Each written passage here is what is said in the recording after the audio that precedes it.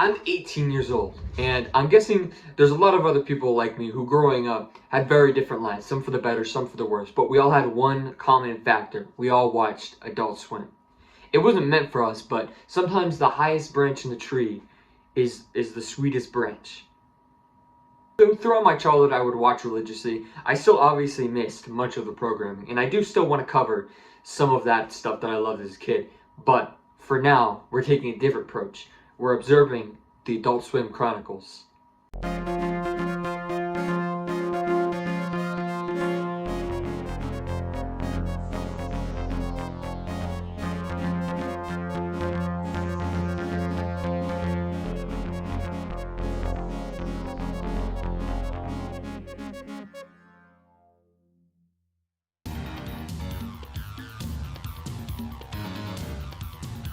Venture Bros was not new to me. You know, I had seen ads and episodes of it, but it never really made that distinctive an effect. The most that I'd seen was this random Xbox 360 game that I saw my older siblings playing. So going into this, I had very little idea. I wasn't exactly sure of how the dynamics would play of the seasons. I didn't exactly know just how dense it was about to be.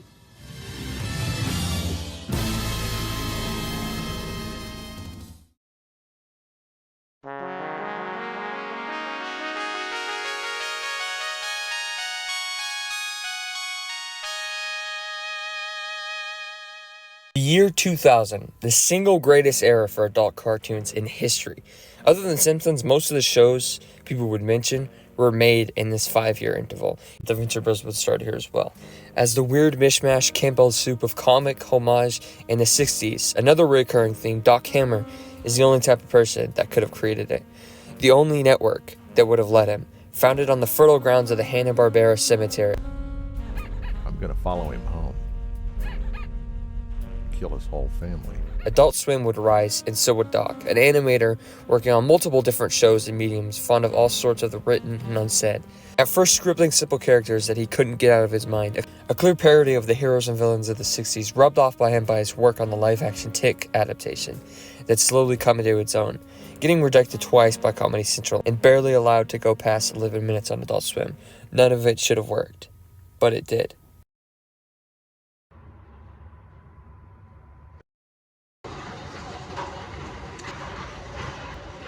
Pretty interesting just how great this series looks, and it's really impressive. Except for the first episode, because honestly, all that I could see whenever I was looking at it was just Adobe, just right in my face. It's just how utterly flash it is. At that time, they weren't even called Adobe; they were called fucking Macro Media, I think, or something like that. The first, second, or third episodes are just really quiet and laid back. I mean, there's almost some sort of off-kilter uncanniness to the first couple episodes, because I think maybe it was intentional. Maybe there's like fucking Scooby-Doo ambience in there or some shit like that. Titular Dr. Venture has at first a middle ground between completely inept and super savvy as to how he creates these amazing inventions. You know, it's funny to me how much this instantly changed with him becoming pretty much a short-tempered little man.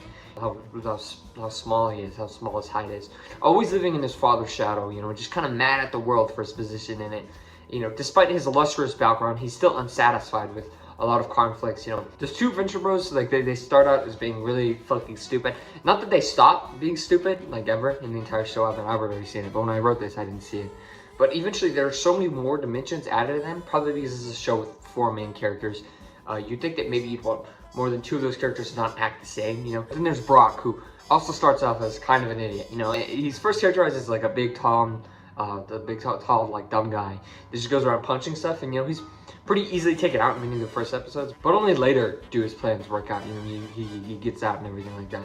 But also his emotions start to range a bit more than just pure anger, you know, where the viewer gets to witness a passion that he has for the one around him, you know, despite the way he treats them normally, something that's more explored in the series later. All of them start off as idiots and then are shown off to have more and more to them. But honestly, one of my favorite parts of this series is that they're so good at just writing random fucking lackeys. The third episode is all about the random henchmen under these ridiculous supervillains, and their antics are just fucking amazing. Like I love 21 and 24 and all these other characters. And good news, you know, the worst episode of the series really isn't even that bad. You know, it's probably just Ice Station Possible. Honestly, the whole B plot with Dean potentially blowing up through like a series of serum mishaps is pretty funny. But all this stuff with Fantastic Four, It's just kind of played out. It's not super funny. There's stuff like how much she loves Rusty, or how like the thing is like retarded. It's just okay. Is that it? That's a joke. He's just stupid. The second episode is also not super great. You know, if you want to know what I mean when I talk about the weird silence the early bits of the season have, watch this shit. You know, it's kind of an odd atmosphere. And yeah, I'm a super fan of 12 Ounce Mouse. You know, but here it doesn't really gel well with the rest of the series' mood. You know, I have no idea if it takes place like this on the moon or something. You know, that's why. But I don't know. And the best is probably just Ghost of Sargassio, because it's just the synopsis. It just sounds like there's something very mentally wrong with you, if you were to describe this. So like there's a bunch of fake pirates who act like ghosts to scare people for their loot, but because they've just been genuinely stuck at sea for like 50 years. And it just doesn't, like what? And the way that all these characters interact is just so fucking stupid, but it's hilarious. I fucking love it. Now, I would say it provides a lot of my favorite moments from the show, just this one episode. The previously mentioned past tense is also one of my favorites. It's pretty funny, but the thing that I really like about it is how much it singularly adds to the universe. Seeing the main characters in college and their mistakes is super interesting. And I love how Rusty and Brock, you know, they have a large connection even going back to college.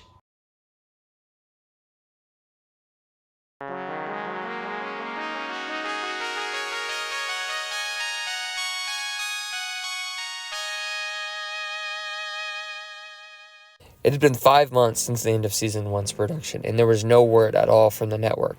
Something highly unusual. You know, most crews already know well before the final episode has aired yet for a singular series. It had been a different way. All of this would have crushed anyone's hopes, until one day Adult Swim had decided. Pledged to be bigger, not suck ass, not be cheesy. This time they'd experience, or well, they had experience, because it was so long afterwards that they hadn't written much and believed that the series to be long dead.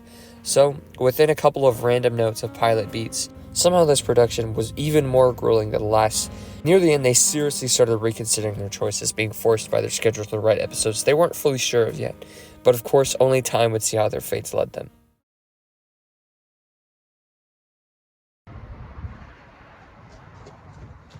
You know, well, the first season, you know, it dipped its toes into serialization.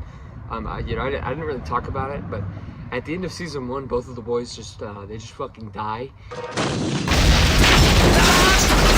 And obviously that gets followed up on in season 2. You know, they both end up in a car crash with the Monarch and Dr. Nurse going to jail.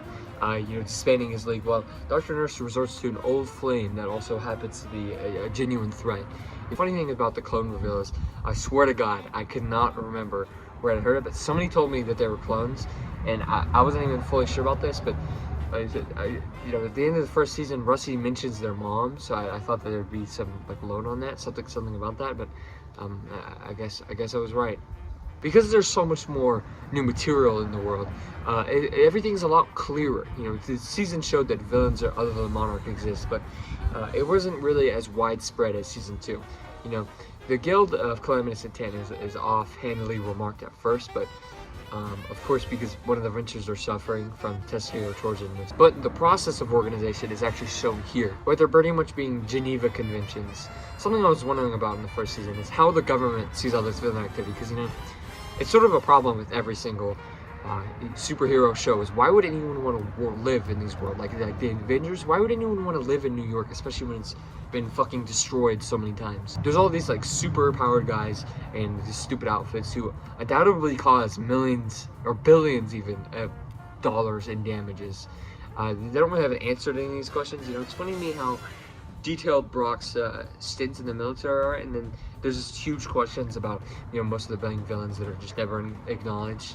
Rusty gets a bit of a hold on his head, and although sometimes he goes off the deep end and abandons his entire old life, most of the time he's the true straight man. Meanwhile, Brock gets wackier than ever. In non-combat scenarios, he's usually really over-exaggerated, and his power compared to the first season is immeasurable. You know, the boys don't really change much, but Hank's more reckless energy that got them both killed is absent. You know, the funny thing about expanding the world so much is that certain characters are pretty rarely seen. You know, Billy and Pete are all over season 1, but collectively they show up like 3 times in season 2. You know, well, Orpheus gets a ton of play. You know, his daughter takes a huge backseat, and eventually is trapped in like the evil zone, only to be forgotten about for the rest of the season. I really hope that doesn't happen again. But the real improvement over the first season is the villain. The series always revolved around rogues galleries, and they only get better in this half. You know, the Monarch is way more developed, although his strange relationship with Dr. Venture is called into question in the first season. You know, it's expanded much more in this one. You know, how it destroys his whole life, but by the end it works out and gets rid of his threat, which is something I'm sure that lasts. You know what I mean? Also, 24 and 21 are probably my favorite fucking characters in the series because the aforementioned amazing goon dialogue works super well between them. You know, although the Monarch takes a backseat as a villain, with Phantom Limb becoming the more competent threat. Even though he's definitely less interesting than the Monarch. You know, I would like to see a lot more of the Monarch. I hope he's not just left behind, because you know, you get people like Baron Underbite. Speaking of which, the worst of the entire season and probably of the show, honestly, at this point, Love Bites. It's just kind of weird, you know. It suffers from like Ice Station Possible problem, where the main joke like isn't that funny. Like he's like Dr. Doom, but he's like gay and he's like a pedophile. Like that's. But there's a lot of great in this season too. Honestly, my favorite episode is the shitpost one. Definitely, it's like the funniest of the entire series so far. It doesn't have any incompetent henchmen, so that's impressive. You know, the fact that Rusty completely forgets about them because he's such a pompous asshole is just absolutely hilarious to me every time they come back to the pyramid. And you know, next time fucking time travel acid trip Brock and the boys are going through is just always fucking hysterical. Like I didn't know at all what was going on in this entire episode. And I love that. I wouldn't have it any other way.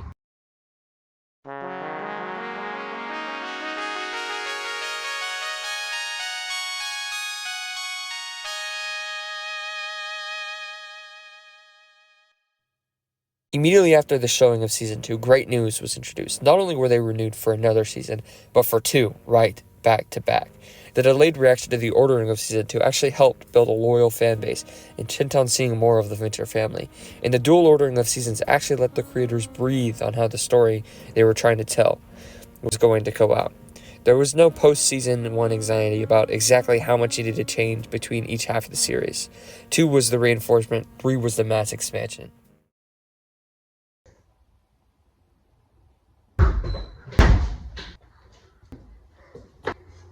You know, the first season, it slightly encouraged serialization. The second one, slightly even more. And to add to that pattern, the third one, even more +1. In a majority of these episodes, the average viewer would have no idea what's going on. But in the modern era where I watched all these episodes on HBO Max, this season is honestly the most enjoyable yet, just because Chekhov's gun firing and killing a bunch of bad guys is always more interesting than the description of that gun on the mantle. You know, the Monarch pretty much has the villain erectile dysfunction. You know, his hatred towards Venture usually persuades his actual goal of villainy, and he self-destructs relations with the governing body, allowing him to do any of this stuff that he actually does. And even though it's not nearly as intense, it does patronize relations with Dr. Nurse. You know, in his place, Sergeant Hatred, who apparently hasn't showed up in the series before. You know, I swear to God, he was mentioned before, but whatever. At first season seems to be more interesting than Monarch, sort of what Underbite was supposed to be, but it's actually never seen doing anything bad before. You know, he's dubbed by his girlfriend, and he becomes friends with Rusty and the entire crew, actually. And Rusty, you know, himself sees through Dr. Killinger, you know, vision of his company succeeding and everything with how his life is going well, but then he learns the costs of that would require him to be evil, which starts him on a bit of crisis, you know, reflecting, wondering if he really is a bad guy. He's definitely a bald guy. He's definitely a bald guy. He's definitely a bald. And they don't really deliver on that later. It's not really a new concept to the series. They've mentioned before he can be kind of an ass, but the real star of the show is Brock. You know, his final act, stretch of the season, is dedicated to him being hunted by the government and accidentally getting the rest of the Venture family into his business. You know, it's been done in the series, but when Brock is forced to leave and witness and writes off his experiences with his found family, you know, it definitely does hurt. It's obvious he's formed a bond with the rest of them and vice versa, but in the end, he's forced by the universe to reconcile his relationship with family, no matter what he tries, you know, separating himself from the rest of them and everything like that. He always ends up needing to protect them and eventually paying the price for it. But while Brock had an arc that really took him out of his comfort zone and forced him to, you know, confront the horrible truths of the world around him, only one character needed to truly suffer. Okay, so 24 and 21's back and forth has always been like one of the funniest things in the show, one of my favorite things in the show. So honestly, seeing 21 die, I was so fucking distraught. I was like, no! Okay, maybe not that much, but you get the point. I was so, I did not want this to end. Jesus Christ, Donald Trump, please step in and save the day and revive 21. Okay, but the true losers of season 3, funnily enough, are the fucking Ventures themselves. You know, the brothers don't exactly learn anything new or change their minds on anything in particular, but Dean does gain a first-time friend in Dermot. You know, meanwhile, Hank just stays the same and his cowardly counterpart, but beyond that, there's kind of nothing there that goes on in the series. I guess, you know, between Brock and the Monarch and Rusty and everything, all their crises, you know, you had to sacrifice screen time for someone. Real magnum opus of the show so far is the two-part finale. You know, the last time they tried this, it kind of worked, but it was cool enough. But the finale of season 2 involved a lot of action, but there were only a few separate characters. Meanwhile, the majority of these two are focused on Brock's insecurity in this world and the Venture struggling to have to let him go. But obviously, they were never really gonna part ways for long. And as the title says, in the end, they're closer than ever. And the only thing that once again brings them apart is the inability for Brock to accept it. So maybe not the fault of the show itself, but Dr. Gaiman on HBO Max at least has terrible audio mixing. You know, anytime there's music in a scene, it just becomes impossible to hear anything, you know, the characters are saying, but even their dialogue is just kind of all the new characters introduced are pretty boring and stupid. You know, the connections to Rusty's past is kind of cool, but the whole episode just kind of reeks of, you know, it's been done. It's not a terrible one though. It's not terrible. I want them out of here. They're bringing bad juju to this place. Really, Ginny? You know as well as I, this ridiculous Weradile is probably just some logging company's stooge trying to put the scare into us.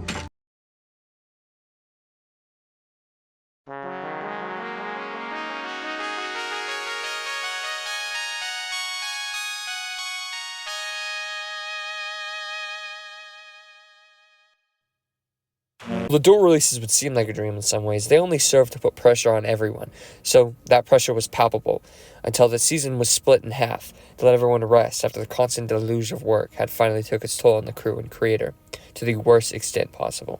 Ending the entire series here was considered because it just seemed like a good place to stop. This was until Doc started to feel apprehensive in ending it at all, wanting to insinuate the universe's continuance past the audience's viewing of it. Still, with all the stress and trauma poured into the creation came the next season of the Venture Brothers.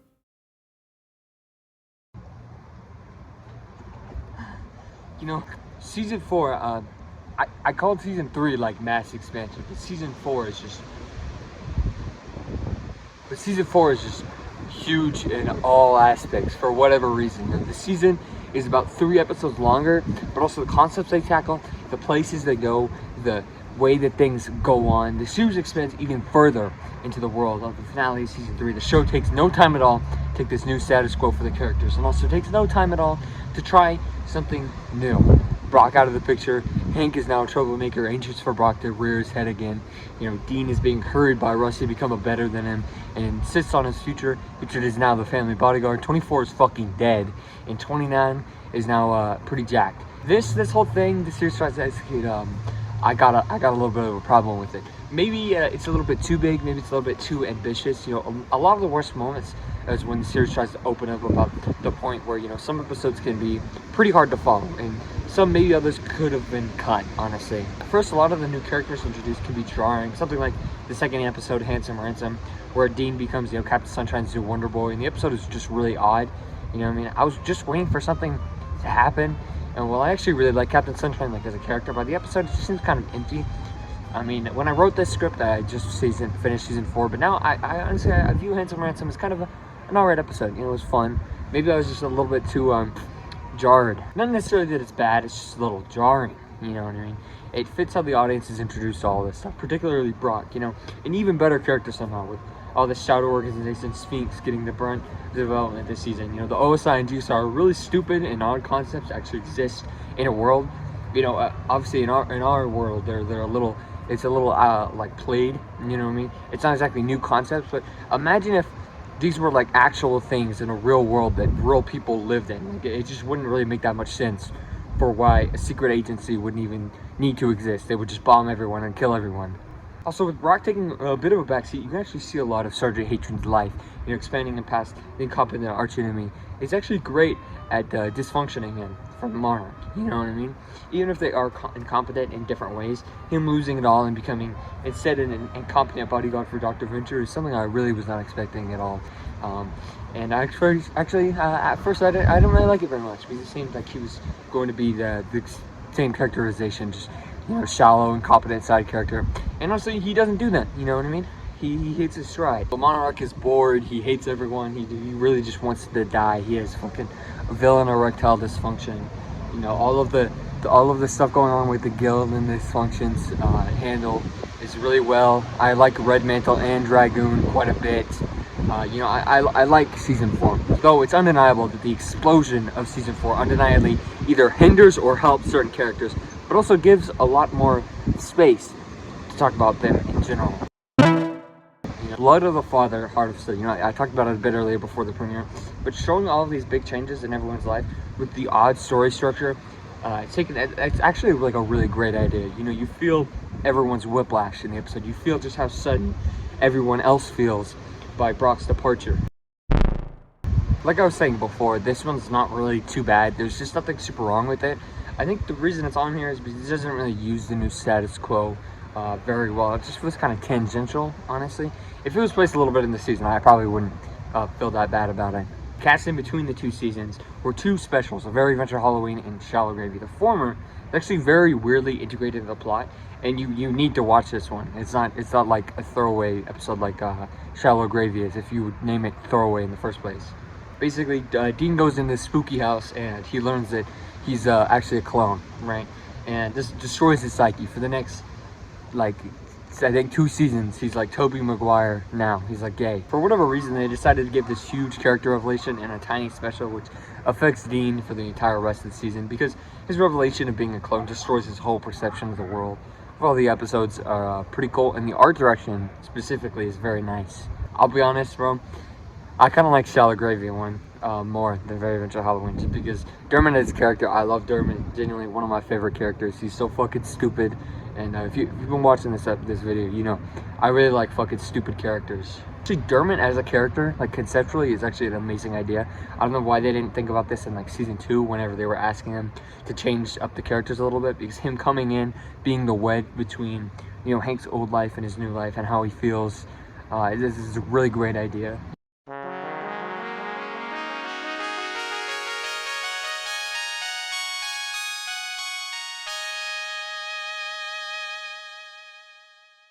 After the monumentally challenging Season 4 came actually a very pleasant experience, Season 5. It was felt by the creators as a reinvigoration of the Ventures formula, balancing the new character development with the early season sentiment of throwaway plots and characters in crazy worldwide adventures. They'd seen their vision for the rest of the season, something they admit didn't come easy.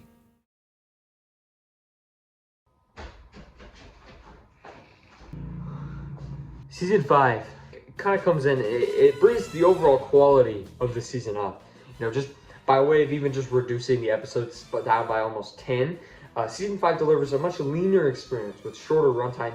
Each episode they deliver a greater punch, which is something I think they definitely do. I think they definitely do punch a lot. Before 5 even starts, Dean receives a major shakeup, personality-wise, because he's gay now. Okay, so he learns about being a clone, and he lives in a different room and acts like an emo. Meanwhile, Hank acts about the same that he always has. Something the show definitely suffered in the first couple seasons was these two brothers' similarities, and they clearly tried and shake them up, and shuffle the relationship around. Dean being more level-headed and hesitant with the adventuring is kind of a cool idea, but I'm thinking by the end of the season they reverse it. Hank learns about it, and he doesn't really care any much, because of course he wouldn't. He's Hank, but that the blossoming of these two characters out, and like I said, he's Hank. It's not Hank and Dean anymore. They have actual real personalities now. That's something that's I think Hatred, he's finally sat in his role of being the new bodyguard of the Ventures, and at first it seems sort of jarring, honestly.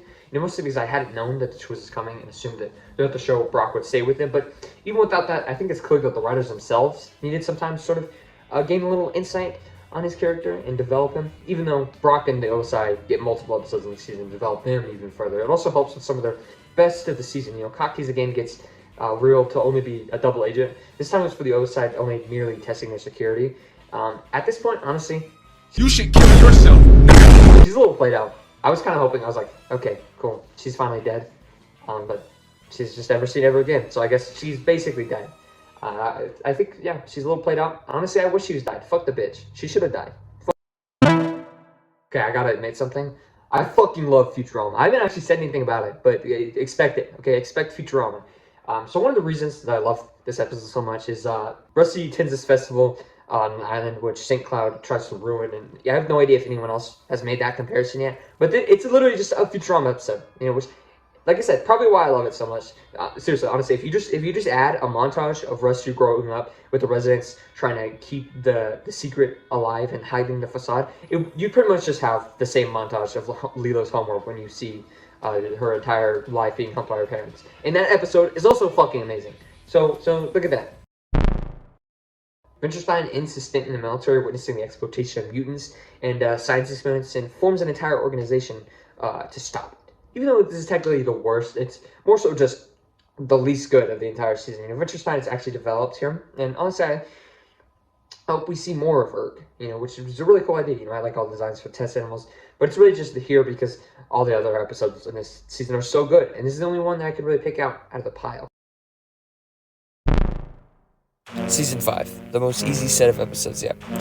So why don't we blow it up? The founding ideal of Season 6 is doing something really big and stupid, wiping out the entire Venture compound and all of the memories and compass to forge a new path needed to fully refresh the series again and create an experience a viewer not even aware of the show can easily jump into.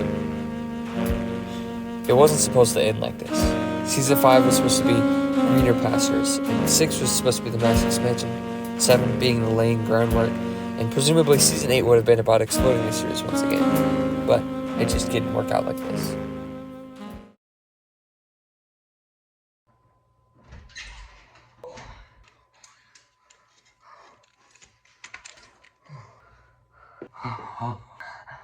Holy shit. What a fucking bombastic way to start off a season. All of the characters slowly find themselves gravitating towards Jonas's massive new space station, Gargantua 2, And the fact that the writers are able to juggle this many plot lines, this many crews together is just astounding, okay? The pacing is absolutely perfect. There's some odd sense of satisfaction seeing all these random plot lines slowly interfere. It's like you're fucking seeing the Matrix. And frankly, if the Venture compound weren't destroyed, this really could have been the finale of the entire fucking seasons. It's just that one single plot line just makes you ask so many fucking questions, right? Like the biggest guy in the entire fucking series, the Sovereign, he's like the leader of this entire fucking bad guy group. He's just shot down. He's just shot down in like half a second. He's just killed like any random fucking crewmate. It's just gone, just instantly, just done. He's just over.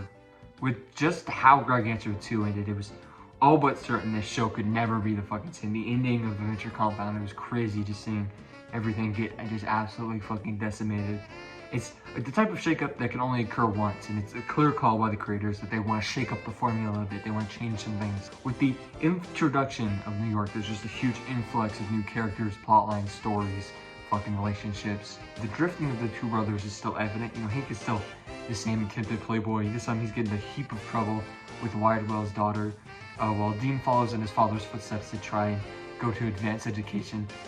Due to his absence, though, Dermot or Tobey Maguire, Dean, into the relationship is much closer. You don't really see the two of them fighting and either calling each other stupid. They kind of, they get the most civil I think they ever will be in the entire series.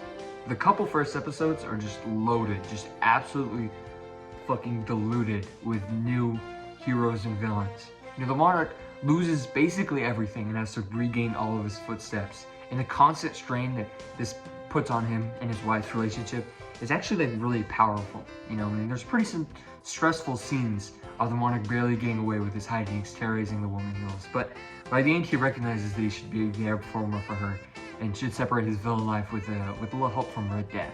Brock is back with Adventures, which sounds great, but I'm gonna be honest, Sergeant Hatred deserves better. First, I didn't really like him that much, but then he grew into his position, and now I kind of like him as much as Brock. But then, man, he's just getting shat on in every sense of the fucking word in this season. I felt really bad for this fictional character. Initially, he just gets kicked down the ranks, and then he's hospitalized, and then he's just constantly put down. Like, I like Brock, but we need some justice for Hatred. He seriously deserves way better than they give him in this fucking season.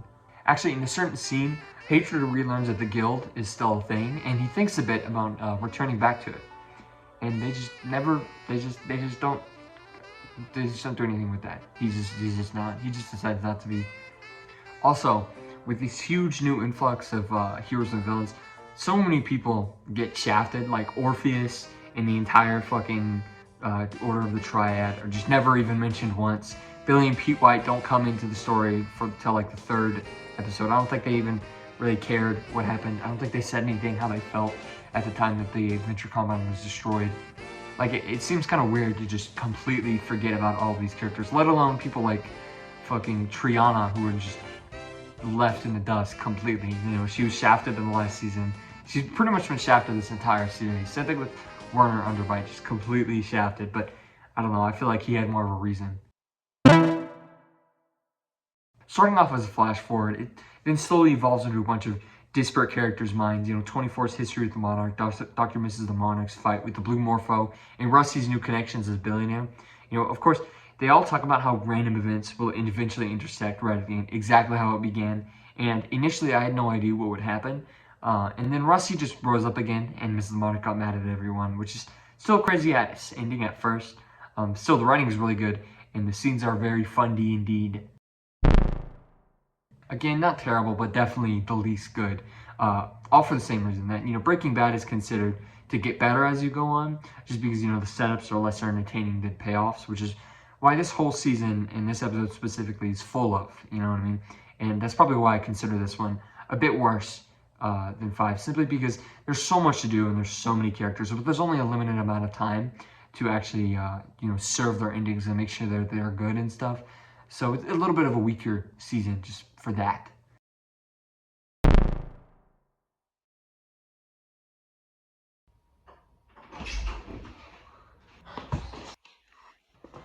The ending of season 5 was supposed to be this monumental shakeup for the entire series, and it was kind of cut short. Over here at Adult Swim, they ended it at season 7, and in my eyes, I'm guessing they were trying to go for like 8 or maybe even potentially 9 seasons, just to split the series sort of in half between New York and not, right? But ultimately, it wouldn't end up that way. So within season 7, there's an overabundance of setups and not that much payoff, which you think would make it one of the worst of the entire series. But the writing in the show is just so impeccable that even when it's mostly setups, the actual show is pretty something. Now that they've settled into this New York setting, most of their paths fulfilled for Venture Crew, they can start going back to their episodic ways. I mean, hindsight is 2020, so obviously I'm guessing if the creators knew that this would be the last season, they would want to sort of do something a little bit more world-ending every single episode. They would want to reveal more things, but as the series goes on, they still go as they should. Hank and Dean are actually the closest they've been for a very long time until the end, whenever Dean fucks Hank's girlfriend. You know what I mean? Something that's sort of tangentially related is that Hank's girlfriend is obviously fucking White Girl's daughter, and the mysterious thing is that White Girl gets like really shafted. And I mean, you'd think that he would be sort of a mainstay in this entire series, but he kind of isn't really that mentioned a lot. Instead of a wider variety of plots, 3 of the episodes of the entire season are just based around this thing called the Morphic Trilogy. And honestly, once again, really, if they only had to change a couple things, and this could really be another contender for the series finale, they didn't actually change much else. Like I said, just a masterpiece of writing. The way that tiny events like fucking Doug Dugan or Vendetta getting beaten up for a couple months earlier, and then just being brought back, and suddenly he's not just some random fucking bad guy that's part of the guild. No, he's fucking old Dr. Venture's one of his biggest friends, and they had this whole history together, and they're so crazy, and their whole story is just so involved. It's funny seeing the original Venture back, because, you know, they tease him throughout the entire series, but just the juxtaposition for how much he cares about Rusty and how much Vendetta loves fucking Malcolm is just so fucking... Honestly, that part, I don't think it's supposed to be funny, but it's funny to me, because it's just, Vendetta's like, I love you, son, and then Dr. Venture could not give less of a fuck about Rusty. Arrears in Science is definitely the best of the Morphic Trilogy, just because of how, you know, the paces and everything like that. I think it just reveals the most. Does my favorite things, was just connecting these random tiny events. Like, the fucking 3rd episode of the entire series is just so offhandedly remarked, but it's such an important, integral thing to the fucking plot. While the Rusty A plot is funny, the actual star of the show is the B plot with all of the members of Calamus Intent. They have to go back and visit their arch enemies, and obviously it's pretty great premise to show off their soul, but particularly Dr. Z, he has to go back to Action Johnny, and the scene that they share is like so sweet. Honestly, it's one of my favorite moments from the entire show because it's so sad. You know, it's two people who experience so much together. And, you know, Action Johnny, he's been there since the very beginning. It's obvious who he was supposed to be part of, but, you know, he's actually a real character. And it's just so weird.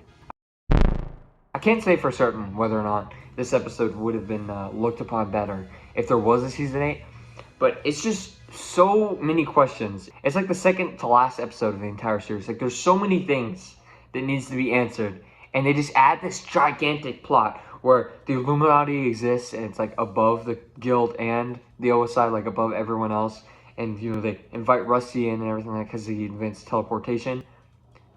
But maybe he doesn't do that because maybe it's virtual reality, maybe it's just VR. So was any of this real? Does any of this matter? It's never going to get paid off. Why did... what?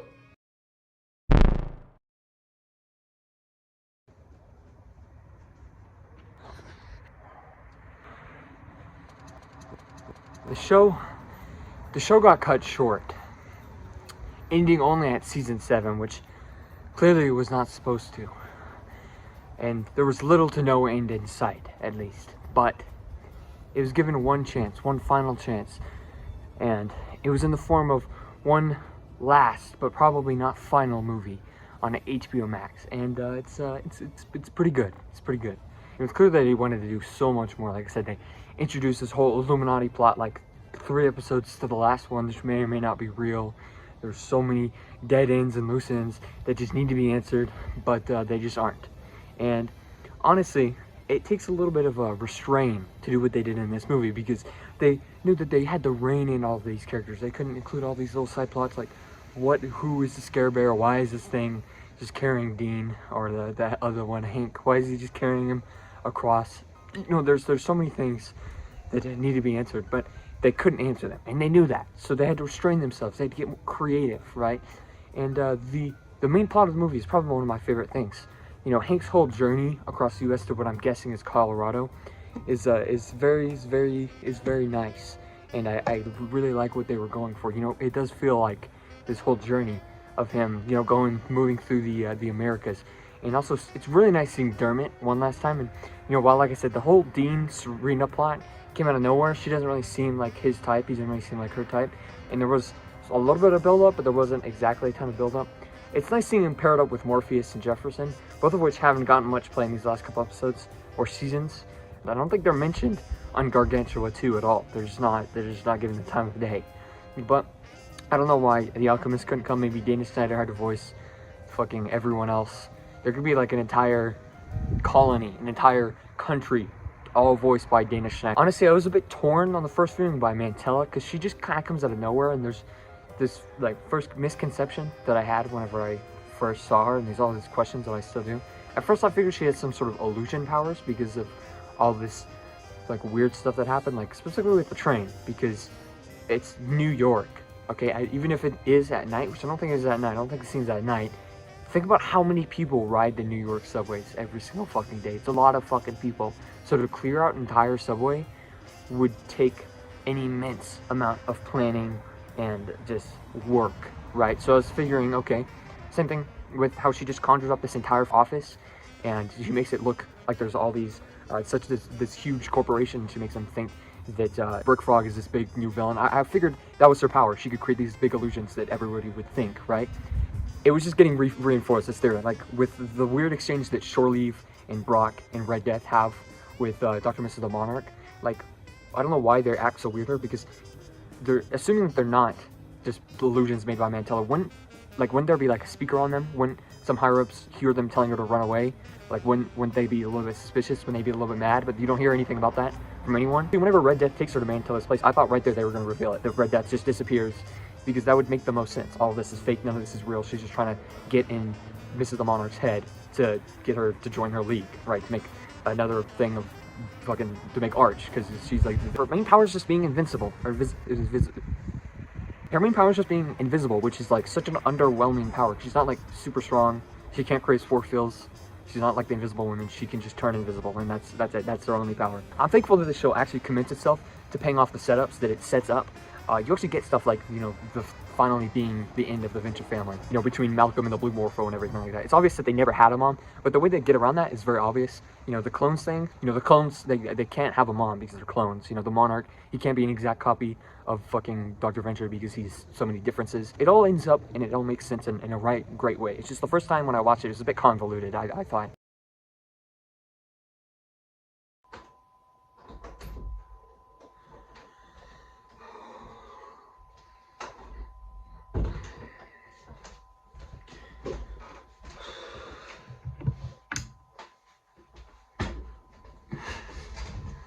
I have a few problems with the exact process of the ending of the Venture Bros, but on the way, I got a lot of fun. You know what I mean? It reminds me of this Captain Christian quote. Adult Swim canceled your favorite show? Good. The important part is it gave you a favorite show, most of which weren't even designed for longevity. They're supposed to be fleeting. That's what makes them so special. It's about spontaneity. It's about the community. It's about the experience. And that's one thing you can't get from Netflix. It might have had a few rocky points, but all of the high points in the series are greater than the sum of their parts. The Venture Bros is a raging cascade of dumbass ideas, and I mean that like in the best way possible. You sound so fucking stupid even just describing a concept of any of these characters, like the Monarch or the Guild, or even the concept of arching. You know, but the series adapts them and somehow pulls it off, incorporating dumber and dumber ideas, like a crew of fake pirates surviving by stealing from other ships, whom the captain of gets addicted to stimulizers, not before becoming the head of marketing for a fucking Silicon Valley tech company. It's funny seeing the rising ambitions from these writers, you know, from a quaint season 1 all the way up to a massively serialized season 7, and just how well implemented each of their ideas are. And, you know, while the journey might not have come to a graceful end, at least it did on its own terms, assuming it's not revived at some point in the future. So next time on the adults, so next time whenever we meet on the adults.